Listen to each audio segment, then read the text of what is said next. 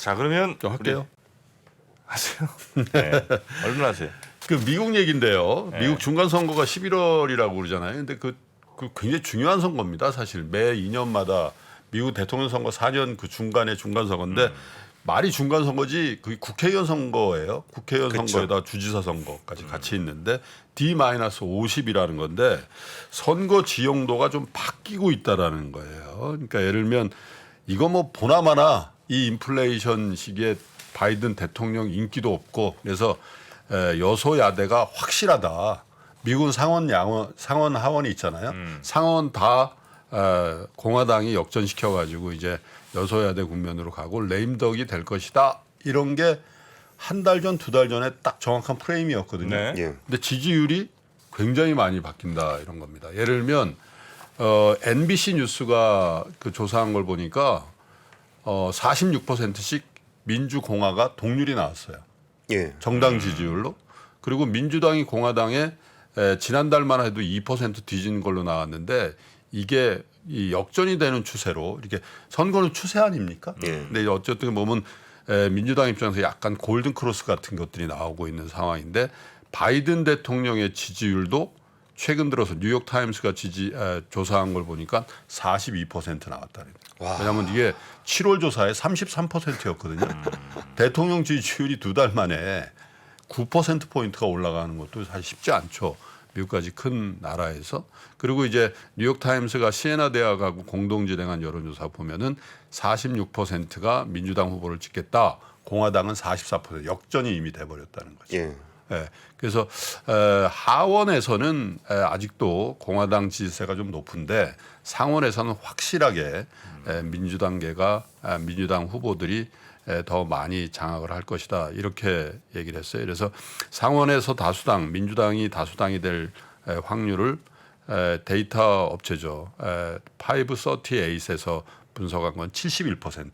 예. 다수당이 확실하다 이렇게 최대 54석 지금은 50대 50이라서 그 부통령이 지금 그 캐스팅 보트 하고 그러잖아요. 네. 그게 아니고 54석까지 차지할 확률도 80%까지 이 조사가 나오니까 사실 적어도 양당 그러니까 상하원 다 공화당이 장악할 가능성은 지금 현재로도 거의 없고 하원에서는 아주 소폭 민주당이 열세로 나타나고 있는데 이것도 조금씩 격차가 좀 줄어들고 있다. 그리고 원인이 뭐냐 이런 거예요. 일단 가장 큰 원인은 휘발유 값에서 찾습니다. 그렇죠. 요게 딱 이 분위기가 반전되는 게 휘발유 값의 안정하고 거의 추세를 보면 같아요. 네. 그러니까 미국의 인플레이션은 뭐 8월 달도 높게 나오고 했지만 미국 사람들이 가장 체감하는 그 인플레이션에 대한 피해의 체감도는 그 갤런이 얼마냐. 그러니까 주유소 가서 넣을 때 자기 신용카드 얼마 긁어야 되냐. 이거가 가장 중요한 거고 또 한 가지가 뭐냐면 트럼프예요. 트럼프 조사가 굉장히 세게 들어갔잖아요. 더군다나 그 자택에 대한 압수수색에서 나온 중요 기밀 서류들, 예를 들면 세금 안 내고 이런 것들은 극복할 수가 있어요. 근데 대통령 기간에 그 비밀 서류에 대한 취급을 잘못했다. 이런 미국 사람들이 안 그런 것 같아도 굉장히 공가사 그리고 애국주의가 있거든요. 근데 그런 부분에 대해서 FBI가 전격적으로 압수수색을 하고 조사가 강하게 들어갔다는 게 이제 트럼프의 지지율도 굉장히 낮추고 그게 이제 공화당 지지세에도 영향을 주는 거. 그리고 보수적인 대법원에서 낙태권에 대한 반대되는 그런 판결을 내렸잖아요. 네. 이게 이제 진보적인 민주당 지지세를 어떻게 보면 결집시키는 그런 효과도 있었다. 이렇게 된 거고 한 가지 더 잡는 게 이제 우크라이나의 전세. 그렇죠. 우크라이나에서 우크라이나 정부군이 러시아 군대를 좀 몰아내는 그런 것들도 정서적으로는 바이든 행정부에 대한 지지세를 올리는 그런 영향을 줬다 이렇게 된 거예요.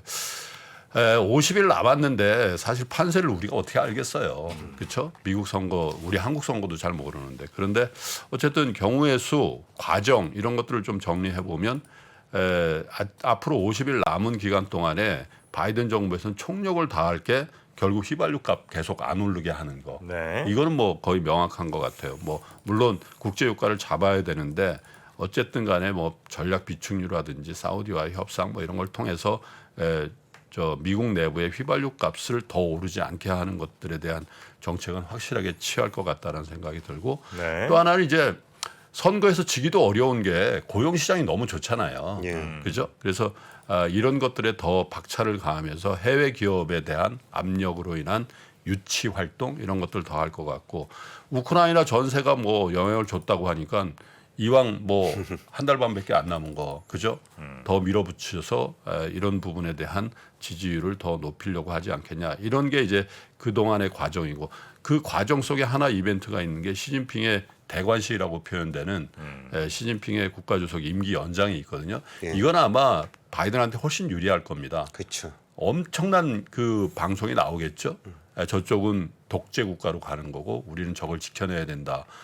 자유민주주의, 경제 뭐 이런 것들을 지켜내야 된다는 미국 내 여론 같은 것들이 나올 가능성이 있기 때문에 사실 10월에 시진핑의 대관식이 있는 거는 바이든 정부에는 좋은 뉴스인 것 같아요. 선거라는 측면에서.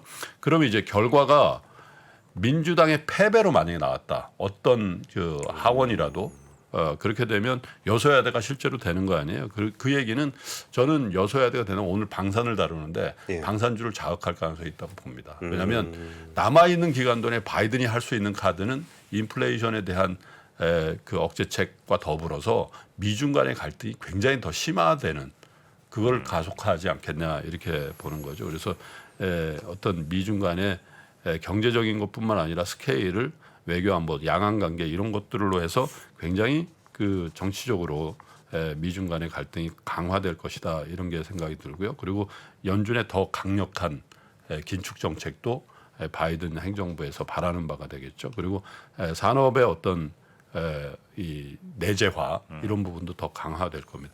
만약에 민주당이 양하원을 뭡니까 상하원 다 장악을 이렇게 됐다. 네. 이건 기존의 정책 더 강화되겠죠. 그거는 뭐 당연히 에너지 전환, 친환경 쪽에 훨씬 더 탄력을 받는 그런 상황이 되지 않겠나 이런 생각이 듭니다. 그래서 사실 미국 선거 남의 선거라서 우리가 뭐 어떻게 될는지도 잘 모르겠습니다만 D-50일 동안에 사실 경제 금융시장에도 굉장히 큰 영향력을 행사할 만한 이슈가 미 중간 선거 결과에 따라서도 상당히 큰 판세의 변화가 있을 수 있겠다 이런 생각이 좀 들었습니다. 근데 네. 최근에 그 미국이 굉장히 일방적인 정책들을 많이 펴고 있어요. 그러니까 진짜 전 세계를 대상으로 해서 모두에게 이익이 되는 정책이 아니라 정말 자국 중심의 정책을 굉장히 세게 하고 있거든요.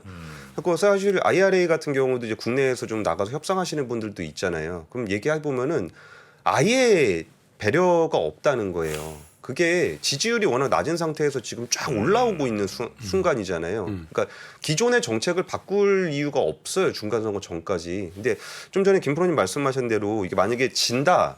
그러면 훨씬 더 이렇게 강화되겠죠. 강화될 수밖에 없는 상황이고 굉장히 자극적인 정책들이 오히려 좀 이기면은 조금 여유가 생기면은 그때서야 좀 뭔가 좀 풀어갈 수 있는 여지가 좀 있을 것도 같아요. 이게 아까 뭐 휘발유값 얘기해 주셨는데 뭐 사우디 휘발유값 내리기는 뭐 자기가 어떻게 할 수 있는 부분이 아니지만 강달러를 가지고 물가를 잡는 거는 미국이 할 수 있잖아요. 그러면은 이런 부분들도 지금 그 중간 선거 그러니까 미국이랑 얘기하시는 분들한테 다 물어보면 다 그 얘기를 하셔요. 옛날 같지 않다. 옛날 같지 않다. 중간 선거 이후에 보자. 그 얘기만 들려온다는 거예요. 그래서 미국의 선거 결과가 우리나라와 관련이 없다고 얘기할 수는 없을 것 같아요. 네. 자, 이렇게 뉴스삼 네. 플러스 그리고 미스터 마켓까지 저희가 아침에 좀 읽어볼 만한 그리고 생각해볼 만한 이런 이슈들, 뉴스들 좀 정리를 해드렸고요. 우리 권순우 팀장님은 여기서 보내드리도록 하겠습니다. 네. 고생 많으셨습니다. 예, 감사합니다. 감사합니다. 신고가에 5만 원 돌파할 때 5만 원에 따라 살 수 있나요, 우리? 내가요? 5만 원이 다시 내려가서 2만 원까지 와서 2만 원 떨어지면 신저가예요. 거기서 구매해서 쓸 수 있나요? 주식시장에 절대 변하지 않는 것이 두 가지 있습니다. 주가의 기본적인 움직임 그리고 투자하는 사람들의 심리입니다. 내가 팔면 오르고 사면 떨어진다고요. 주식에 대한 공부가 모자라서가 아닙니다. 주가를 만드는 투자자의 심리를 모르기 때문이죠. 하락장의 공포를 이기는 5가지 실전 투자 심리 전략. 박병창의 돈을 부르는 매매의 심리에서 지금 확인하십시오.